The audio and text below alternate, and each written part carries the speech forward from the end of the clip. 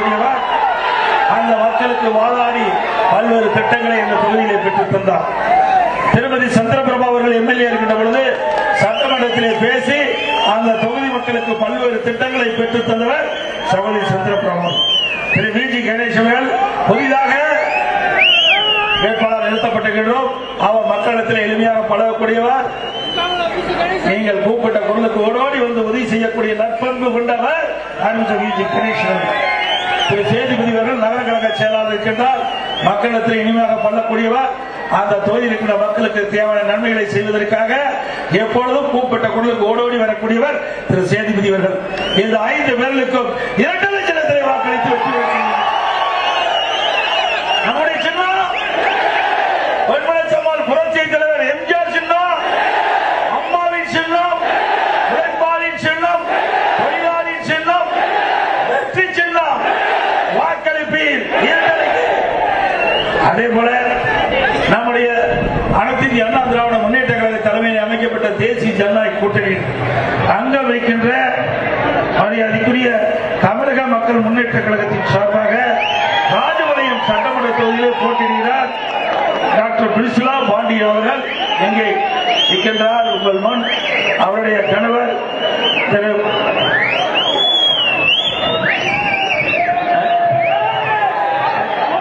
John Pandian அவர்கள் பிரசித்தி பெற்றவர். நம்முடைய கூட்டணியிலே பல முறை அங்க வைத்து தேர்தலை வென்றவர். அவரும் மக்களுக்காக சேவை செய்யக்கூடியதற்காக இன்றைக்கு நிறுத்தப்பட்டிருக்கின்றோம். அவருக்கும் தாமரை சின்னத்திலே வாக்களித்து வெற்றி பெற செய்தார். அதே போல சாத்தூர் சட்டமன்ற தொகுதியில பாரதிய ஜனதா கட்சி வேட்பாளர் இருக்கிறார். அவருக்கு தாமரை சின்னத்திலே வாக்களித்து வெற்றி பெற செய்கிறார். சாத்தூர் சட்டமன்ற தொகுதியில் போட்டியிடுகிற வேட்பாளருக்கும் ராஜபாளையம் தொகுதியில் போட்டியிடுகிற வேட்பாளருக்கும் வெற்றி பெற செய்கிறார். அதே போல சாத்தூர் சட்டமன்ற தொகுதியில் பாரதிய ஜனதா கட்சி வேட்பாளர் நிறுத்தினார். அவருக்கு தாமரை சின்னத்திலே வாக்களித்து வெற்றி பெற செய்கின்றனர். ஆக சாத்தூர் சட்டமன்ற தொகுதியில் போட்டியிடுகிற வேட்பாளருக்கும் ராஜபாளையம் தொகுதியில் போட்டியிடுகிற வேட்பாளருக்கும் தாமரை சின்னத்திலே வாக்களித்து வெற்றி பெற செய்வார். அன்போடு இந்த நேரத்தில் கேட்டுக்கிறேன்.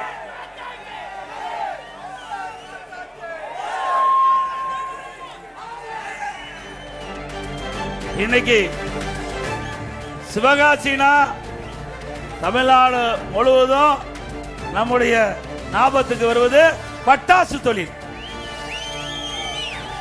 இது தமிழ்நாடு மட்டுமல்ல, இந்தியா மட்டுமல்ல, உலக புகழ் பெற்ற பகுதி சிவகாசி பகுதி. இந்த சிவகாசி பகுதியிலே தயாரிக்கப்படுகின்ற பட்டாசு தமிழ்நாடு அல்ல, நம்முடைய இந்தியாவில் இருக்கின்ற மாநிலம் மட்டும் இல்ல, உலக அளவில் விற்பனை செய்யக்கூடிய பெயர் பெற்ற பட்டாசு தொழில் நிறைந்த மாவட்டம் பகுதி சிவகாசி பகுதி. இன்றைய தினம் இந்த பட்டாசு தொழில், அதே போல தீப்பெட்டி தொழில், அந்த தொழிலும் இந்த பகுதியில் இன்றைக்கு சிறப்பாக செயல்பட்டு இருக்குது. பட்டாசு தொழிலும் தீப்பெட்டி தொழிலும் மிக சிறப்பாக செயல்பட்டு கொண்டிருக்கிறது. இன்றைக்கு இந்த பட்டாசு தொழிலுக்கு ஒரு நெருக்கடி வந்தது.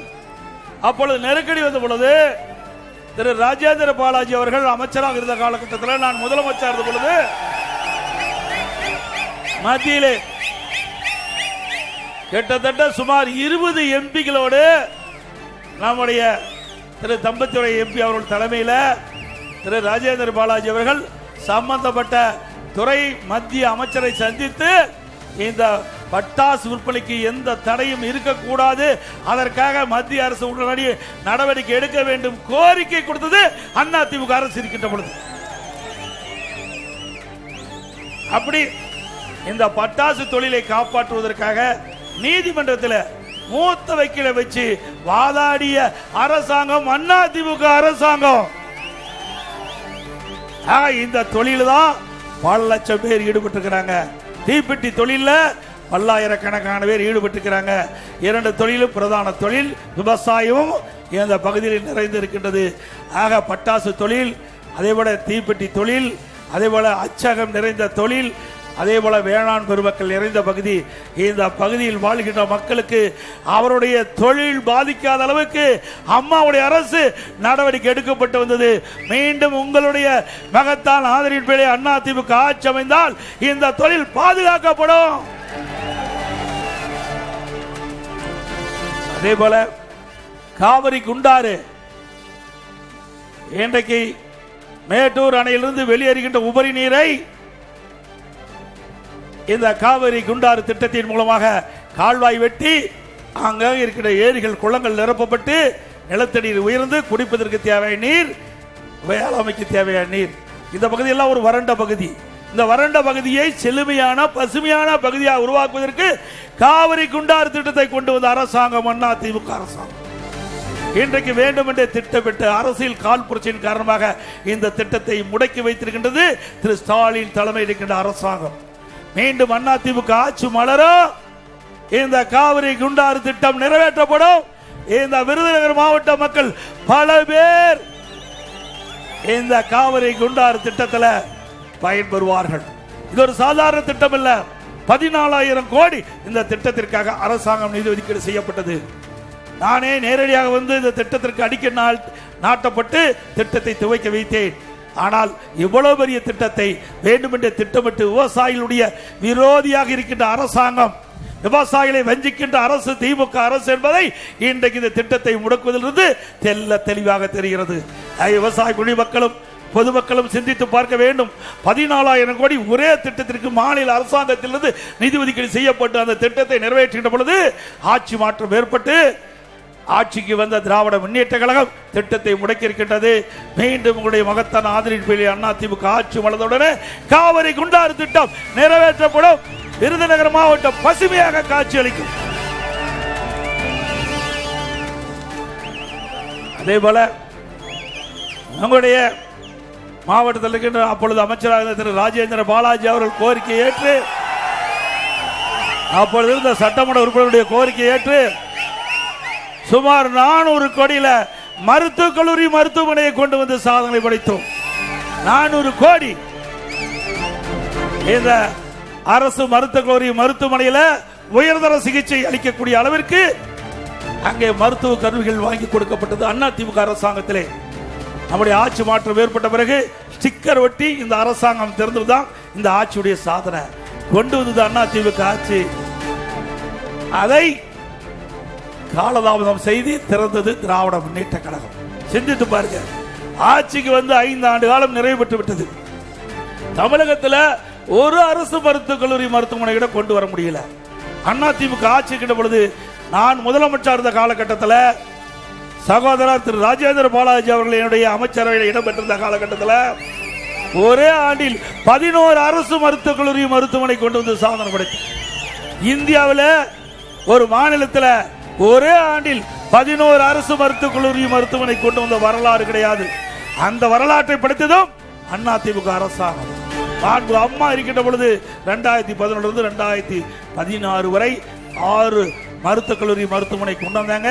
2011 2021 வரை 17 அரசு மருத்துவக் கல்லூரி மருத்துவமனையை தமிழ்நாட்டு மக்களுக்கு கொண்டு வந்து நம்முடைய இளைஞர்கள் குறைந்த கட்டணத்தில் மருத்துவ கல்வி கிடைக்க செய்த அரசாங்கம் அதிமுக அரசாங்கம்.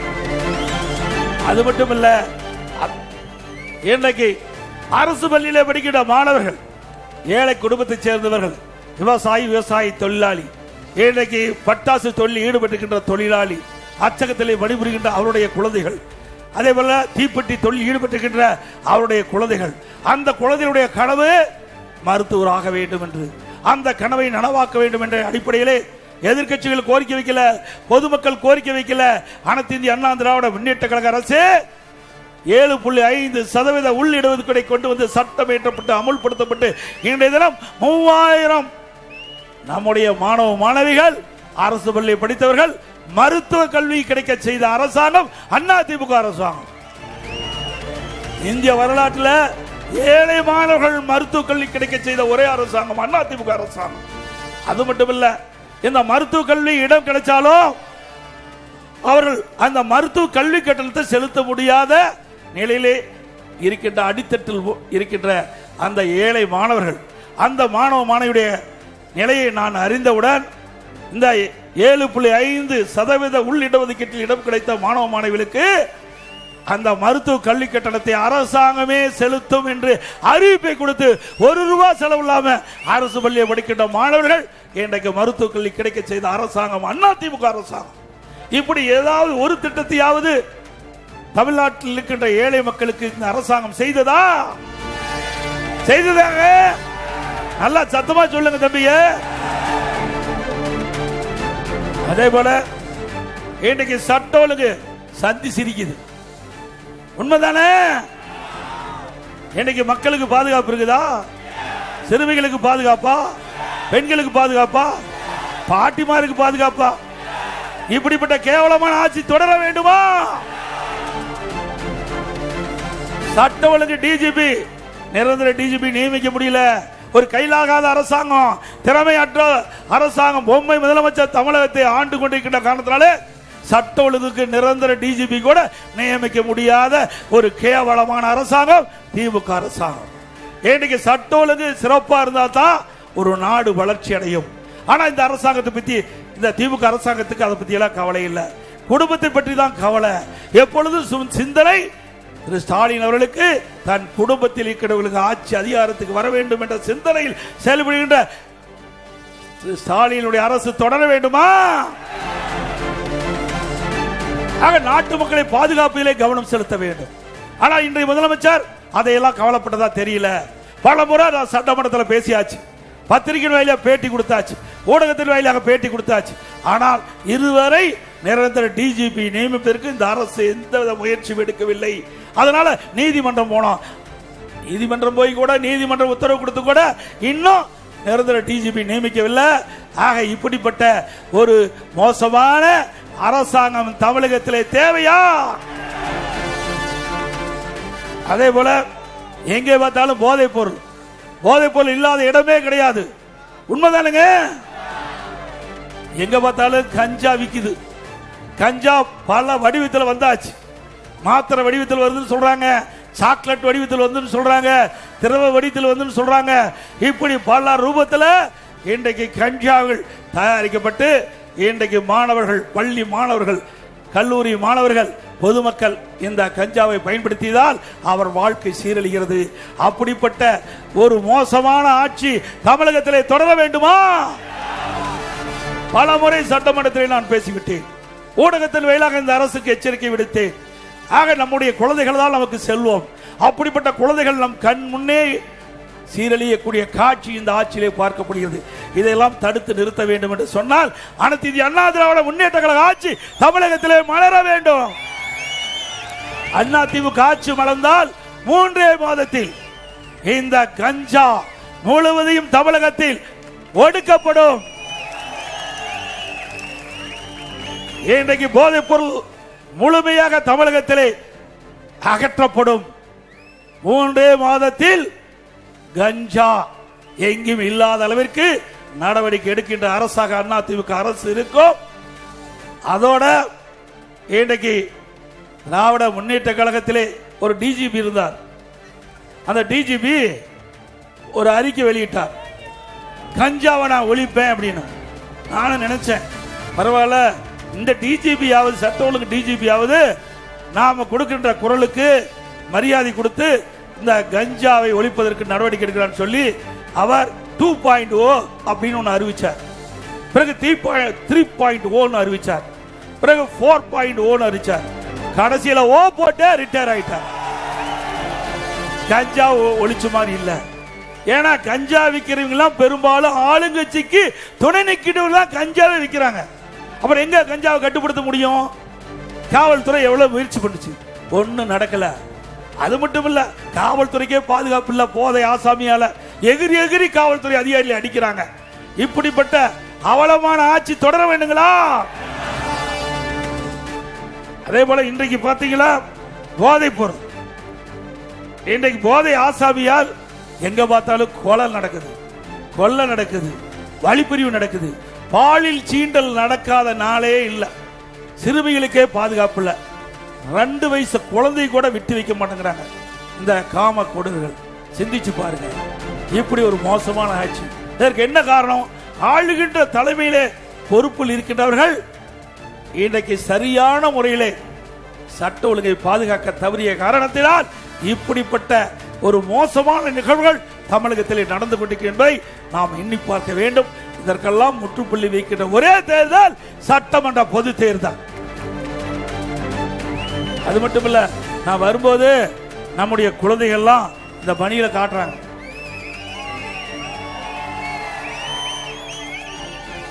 அண்ணா திமுக ஆட்சி வர வேணும், திமுக ஆட்சி வேண்டாம். என்ன எழுதியிருக்கு? மீண்டும் ஏடிஎம்கே ஆட்சி தான் எங்களுக்கு பாதுகாப்பு, அதிமுக ஆட்சி தான் பெண்களுக்கு பாதுகாப்பு. அதோட திமுக இனி எப்போதும் எங்களுக்கு வேண்டாம். யார் எழுதுனது?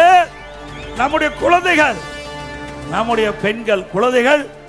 நான் ஹோட்டல் இருந்து கீழே வரும்போது அந்த போர்ட்டிகோல இருந்து இந்த பணியினை கொடுத்து, ஐயா இதை நாங்கள் வழங்குகின்றோம், உங்கள் ஆட்சி நிச்சயமாக மலரும், மலர்கின்ற பொழுது எங்களை போல பெண்களுக்கு பாதுகாப்பு கொடுக்க வேண்டும் என்று இந்த பணியினை எங்கிட்ட கொடுத்திருக்கிறாங்க. அப்படின்னா அந்த குழந்தைகள் மனதில் எப்படி ஆழமா இந்த நிகழ்வு பதிந்திருக்குது என்பதை நாம் எண்ணி பார்க்க வேண்டும். அப்படிப்பட்ட ஒரு கொடுமையான ஆட்சி தமிழகத்திலே நடந்து கொண்டிருக்கிறதை ஒவ்வொருவரும் எண்ணி பார்த்து வருகின்ற சட்டமன்ற பொதுத் தேர்தலே அனைத்து இந்திய அண்ணா திராவிட முன்னேற்ற கழக தலைமையிலே அமைக்கப்பட்ட தேசிய ஜனநாயக கூட்டணிக்கு வாக்களித்து எங்களுடைய வேட்பாளரை வெற்றி பெற செய்யுங்கள். அதே போல திராவிட முன்னேற்ற கழகம் 2021 சட்டமன்ற பொதுத் தேர்தலில் 525 அறிவிப்புகள் வெளியிட்டாங்க. 525 அறிவிப்புகளை 1/4 அறிவிப்பு கூட இதுவரைக்கும் நிறைவேற்ற முடியல திமுக ஆட்சியில். இப்ப மீண்டும் அறிவிப்பு கொடுத்துட்டா ஸ்டாலின். நேற்றைக்கு முன்தினம் ஏற்கனவே பாக்கி இருக்குது. திரு ஸ்டாலின் அவர்களே, நீங்கள் கொடுக்கப்பட்ட அறிவிப்பு முழுவதும் நிறைவேற்றவில்லை, 4/4 அறிவிப்பு தான் நிறைவேற்றப்பட்டிருக்கிறது. எஞ்சிய அறிவிப்புகள் எப்பொழுது நிறைவேற்றப்படும் என்று மக்கள் எதிர்பார்த்துக் கொண்டிருக்கின்ற நேரத்தில் இப்பொழுது 5 ஆண்டு காலம் முடிந்துவிட்டது. இப்பொழுது தேர்தல் மீண்டும் வருகிறது. மக்கள் கேட்பது, தேர்தலில் கொடுக்கப்பட்ட வாக்குறுதியை நிறைவேற்றுங்கள் என்று மக்கள் கேட்கின்ற கேள்வி திரு ஸ்டாலினுடைய செவிக்கு எட்டப்படவில்லை என்பதுதான் நான் கருதுகிறேன். இன்றைக்கு 2026 மீண்டும் ஒரு பொய் வாக்குறுதி கொடுக்கிறார். ஏற்கனவே கொடுக்கப்பட்ட வாக்குறுதியை நிறைவேற்ற முடியல. இன்றைக்கு முக்கியமான வாக்குறுதி, நம்முடைய இளைஞர்கள் மாணவர்கள் வங்கியில வாங்கிய கடன் ரத்து பண்ணாங்களா? மாதந்தோறும் கேஸ் சிலிண்டருக்கு மானியம் கொடுக்கறாங்களா? கொடுத்தாங்களா? பெட்ரோல் டீசல் குறைக்கிறாங்களா? குறைச்சாங்களா? குடும்ப அட்டைக்கு கூடுதலா சக்கரை வருங்களா? ரேஷன் கடையில் போடுறாங்களா? போட்டாங்களா? இப்படி 100 நாள் வேலை திட்டத்தை 150 உயர்த்தினாங்களாமா? அத்தனை பச்சை பொய். அதை அப்படியே கை கேள்வி விட்டுட்டார். மீண்டும் 2026 இப்பொழுது நடைபெறுகின்ற சட்டமன்ற பொதுத் தேர்தலில் மீண்டும் திராவிட முன்னேற்ற கழகத்தின் சார்பாக புது அறிவிப்புகளை வெளியிட்டார். ஆக இப்படி மக்களை ஏமாற்றுகிற அரசுதான் திராவிட முன்னேற்ற கழக அரசு என்பதை நேரத்தில் நாம் எண்ணி பார்க்க வேண்டும். அதே போல இன்றைக்கு படித்த இளைஞர்களுக்கு இந்த ஆட்சியில் வேலை வாய்ப்பு கிடையாது. இன்றைக்கு மின்கட்டண உயர்வால் சிறு குறு நடுத்தரவுகள் கடுமையாக பாதிக்கப்பட்டன. இங்க அச்சகம் நிறைந்திருக்குது. இதெல்லாம் மின்கட்டண உயர்வால் கடுமையாக பாதிக்கப்பட்டுகிறது. அது மட்டுமல்ல, இன்றைக்கு எல்லா பகுதியிலும் மின்கட்டணம் உயர்ந்தாச்சு. வீடுகளுக்கு நீங்க பாத்தீங்கன்னா 52% உயர்த்தினாங்க. முத இந்த ஆட்சிக்கு வந்த உடனே 52% மின்கட்டண உயர்வு. ஆண்டுக்கு 5% உயர்த்திட்டாங்க. 3 ஆண்டுல 15% மின்கட்டண உயர்வு. ஆக இப்பொழுது அண்ணா திமுக ஆட்சிக்கு திமுக ஆட்சிக்குள்ள வேறுபாடு, அண்ணா திமுக ஆட்சியை விட திமுக ஆட்சியில் இப்ப 67% மின்கட்டண உயர்வு. இன்னைக்கு மக்கள் கடுமையா பாதிக்கப்பட்டாங்க. கடைக்கு மின்கட்டண உயர்வு, ஆண்டுக்கு 5% உயர்வு. 6 இருந்து 9 வரை கடையில பீக் அவர் டபுள் சார்ஜ் கட்ட வேணும். 2 மடங்கு மின்கட்டணம் அதிகப்படுத்தி கட்ட வேணும். இப்படி மக்களோட ஆட்சி தமிழகத்திலே தொடர வேண்டுமா? அதுபோல வீட்டு வரி இன்னைக்கு மாநகராட்சி, நகராட்சி, பேரூராட்சியில் 100% ஏற்றி விட்டாங்க. 100% ஏற்றப்பட்டு விட்டது. ஆண்டுக்கு 6% அதாவது வீட்டு வரி ஏற்றப்படும் என்று அறிவிப்பு கொடுத்து 2 வருஷத்துல 12% ஏற்றிட்டாங்க. கடைக்கு 150% வரி உயர்வு. 150% கடைக்கு வரி உயர்வு. ஆண்டுக்கு 6% வரி உயர்வு. அதுபோல குடிநீர் வரி உயர்வு. குப்பைக்கு கூட வரி போட்டாங்க இந்த ஆட்சியில். ஆக இன்றைக்கு மின்கட்டண உயர்வு, அதோட வீட்டு வரி உயர்வு, கடை வரி உயர்வு, குடிநீர் வரி உயர்வு, குப்பைக்கு வரி போட்ட இந்த அரசாங்கம் மக்கள் மீது மிகப்பெரிய வரி சுமையை சுமத்திய அரசாங்கம் தேவைகளா? நீ பாத்தீங்கன்னா அண்மையில் உங்களுக்கு எல்லா பத்திரிகையிலும் வந்தது, ஊடகத்தையெல்லாம் வந்தது. இன்னைக்கு அமலாக்கத்துறை, நகர்ப்புற வளர்ச்சித்துறை, குடிநீர் வழங்க துறையில் அவளுக்கு கிடைத்த ஆதாரத்தின் அடிப்படையில் இன்னைக்கு அந்த துறையை சேர்ந்த அமைச்சர், துறையை சேர்ந்த அதிகாரிகள் மீது நடவடிக்கை எடுக்க வேண்டும் என்று ஆதாரத்தோடு சட்ட ஒழுங்கு டிஜிபிக்கு அறிக்கை அனுப்பிச்சாங்க. 3 முறை அறிக்கை அனுப்பிச்சாங்க, எந்த நடவடிக்கை எடுக்கல. அதிமுக சார்பாக உயர்நீதிமன்றம் மூலம் உயர்நீதிமன்றம் இன்னைக்கு அமலாக்கத்துறை அனுப்பப்பட்ட அறிக்கையில் ஆதாரம் இருக்குது, அதை வைத்து நீங்கள் வழக்கு பதிவு செய்ய வேண்டும் என்று தீர்ப்பு கொடுத்து கூட இதுவரைக்கும் வழக்கு பதிவு செய்யல. ஆக இன்றைக்கு இந்த 2 துறையில பல கோடி ரூபாய், 1000 கோடிக்கு மேல ஊழல் நடைபெற்றதாக அமலாக்கத்துறை தெரிவிக்கப்பட்டிருக்கிறது ஆதாரத்தோட. மீண்டும் அதிமுக ஆட்சி மலரும், சம்பந்தப்பட்ட துறையில் இருக்கின்ற அதிகாரி மீதும் அமைச்சர் மீதும் நடவடிக்கை எடுக்கப்படும். அதோட இந்த 2 வருஷத்துக்கு முந்தி அப்பொழுது நிதியமைச்சர் இருந்தார் திரு பல்வேல் தியாகராஜன், ஒரு அமைச்சர் இருந்தார். எல்லா ஆடியோகளையும் பார்த்திருப்பீங்க. அப்போ அவர் தெரிவிக்கிறார் ஆடியோ மூலமாக, திரு உதயநிதி அவர்களும் திரு சபரீசன் அவர்களும் 30,000 கோடி கையில் வைத்துக் கொண்டு என்ன செய்வது என்று தடுமாறி கொண்டிருப்பதாக அந்த ஆடியோ செய்தி வெளிவந்தது. வந்ததில்ல, எல்லாம் பார்த்திருப்பீங்களா? இதுவரைக்கும் முதலமைச்சர் எந்த பதிலும் இல்லை.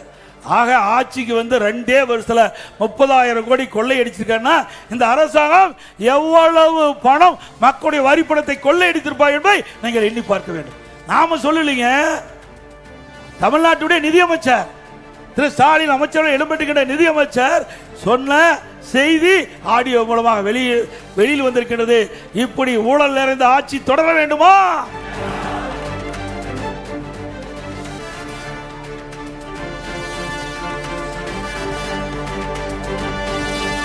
விலைவாசி உயர்வு, திராவிட முன்னேற்ற கழகம் எப்பொழுதெல்லாம் ஆட்சிக்கு வருகிறதோ அப்போதெல்லாம் விலைவாசி விண்ணை முட்டுகின்ற அளவுக்கு விலை உயர்ந்துவிடும். உணவுப் பொருட்கள் கடுமையாக விலை உயர்ந்துட்டது. இன்னைக்கு பெரும்பாலும் இந்த விருதுநகர் மாவட்டத்தில் இருக்கின்ற மக்கள் நீங்க எண்ணி பாருங்க, சிவகாசியில் இருந்தாலும் சரி, இன்னைக்கு மற்ற பகுதியில் இருந்தாலும் சரி, இன்னைக்கு தொழிலாளர்கள் நிறைந்த பகுதி. இவள் அத்தனை பேரும் வேலைக்கு சென்று, அப்படி வேலைக்கு சென்றால் தான் அவர் வீட்டில் அடுப்பு எரியும். அப்படி அடித்தட்டிலே வாழ்கின்ற மக்கள் இந்த விலைவாசி உயர்வால் கடுமையாக பாதிக்கப்பட்டிருக்காங்க. அந்த பாதிப்பிலிருந்து அந்த ஏழை மக்களை மீட்டெடுப்பிற்கு இந்த அரசாங்கம் எந்தவித நடவடிக்கையும் இதுவரைக்கும் எடுக்கல. இன்றைக்கு அரிசி விலை உயர்ந்தாச்சு, கிட்டத்தட்ட 30 ரூபாய் உயர்ந்திருக்குது. அதே போல இட்லி அரிசி, பொன்னி புழுங்கல் அரிசி எல்லாம் 35 ரூபா ஒரு கிலோவுக்கு அதிகரிச்சிருக்குது அதிமுக ஆட்சியோட. கடல் எண்ணெய் 1 கிலோ 70 ரூபா திமுக ஆட்சியில் விலை உயர்ந்திருக்குது. நல்லெண்ணெய் 1 கிலோ 250 ரூபா திமுக ஆட்சியில் விலை உயர்ந்திருக்குது. பருப்பு விலை கிட்டத்தட்ட 44 ரூபா 46 ரூபா விலை உயர்ந்திருக்குது.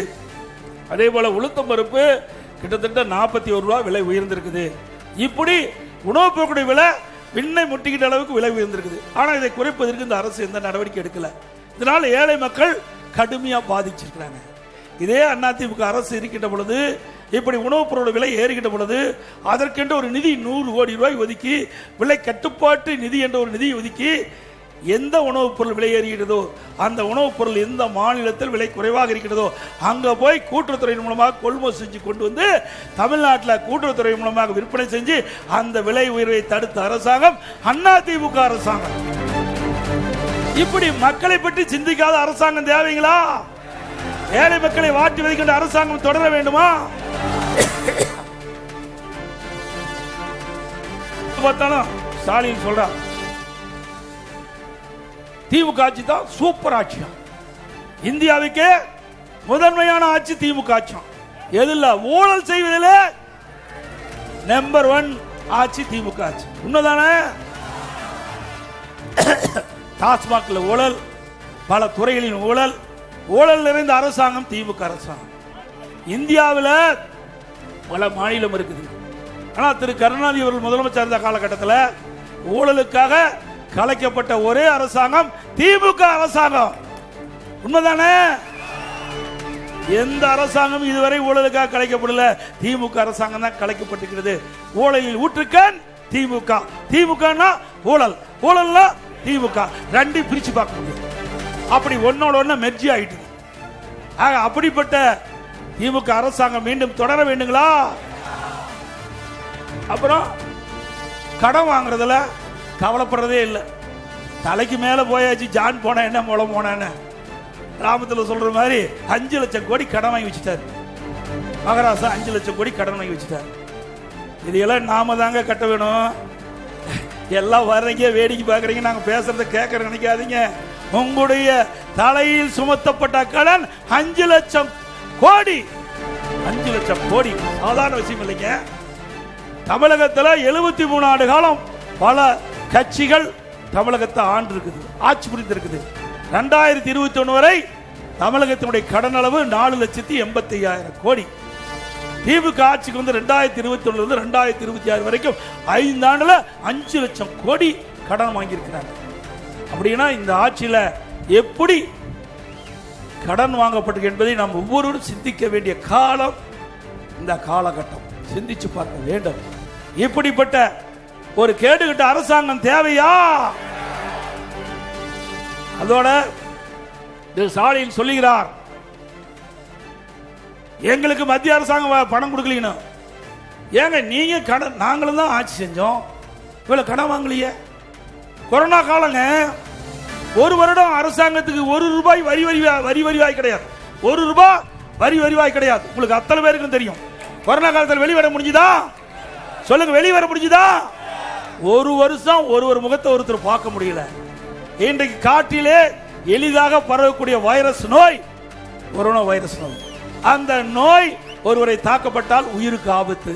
அதிலிருந்து அதிமுக அரசு இருக்கின்ற பொழுது மக்களை பாதுகாத்த அரசாங்கம் அதிமுக அரசாங்கம்.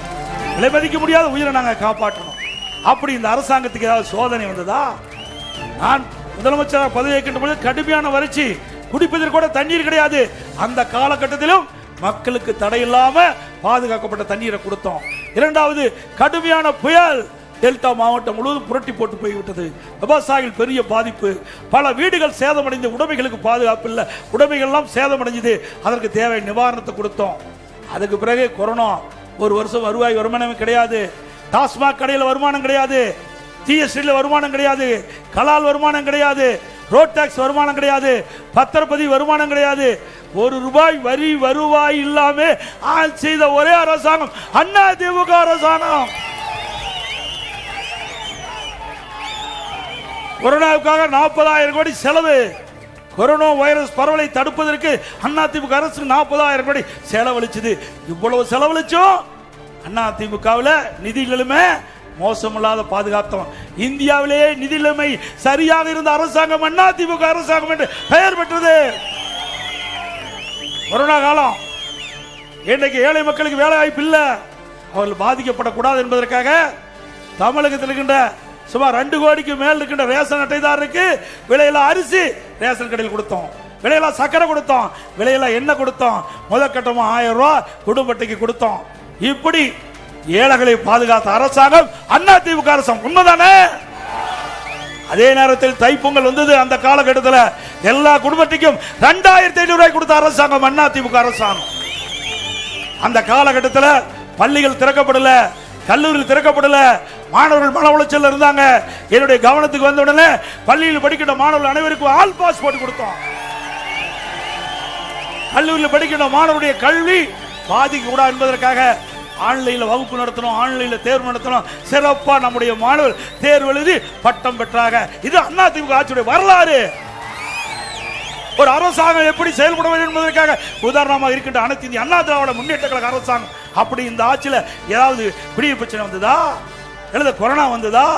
எழுத புயல் வந்ததா? எதுவுமே வரல. ஆனா எதுக்கு கடன் வாங்குறீங்க? பெரிய திட்டம் எதுவும் வரல. 2020-21 வந்த வரி வருவாயை விட 2024-25 திராவிட முன்னேற்ற கழக ஆட்சியில 1,36,000 கோடி கூடுதலா வருவாய் வந்திருக்குது.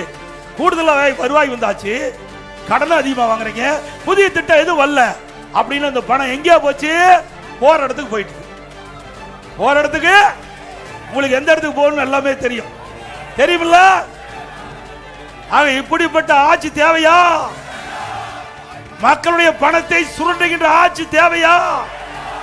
மக்களுடைய பணத்தை அபகரிக்கின்ற ஆட்சி தேவையா? இதற்கெல்லாம் முடிவு கட்டுகின்ற தேர்தல் வருகின்ற சட்டமன்ற பொது தேர்தல் என்பதை இந்த நேரத்தில் சுட்டிக்காட்டி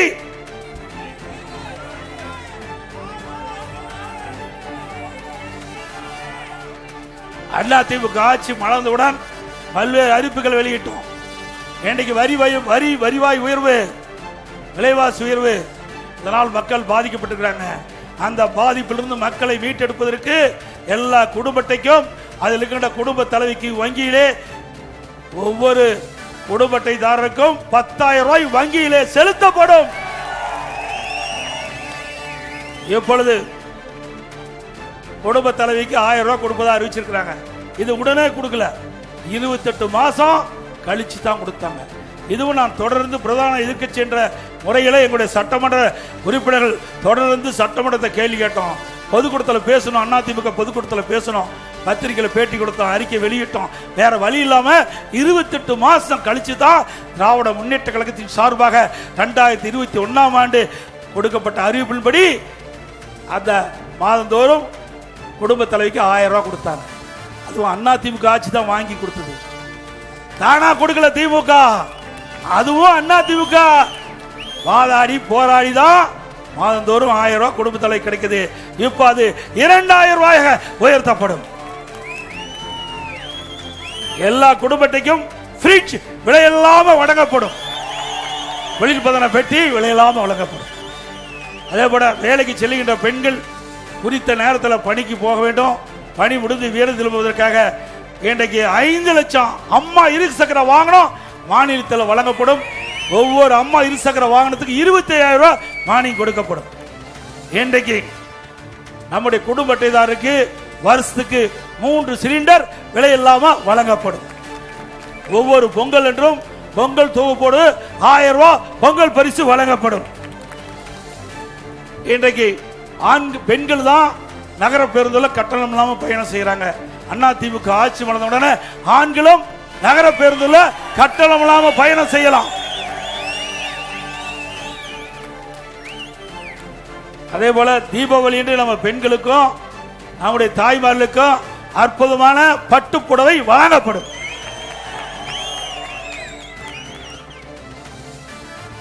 ஆட்டோ ஓட்டுநர்கள் ஆட்டோ சங்கத்தில் பதிவு பண்ணியிருந்தா புதிதாக ஆட்டோ வாங்கினா 75,000 ரூபாய் மானியம் வழங்கப்படும்.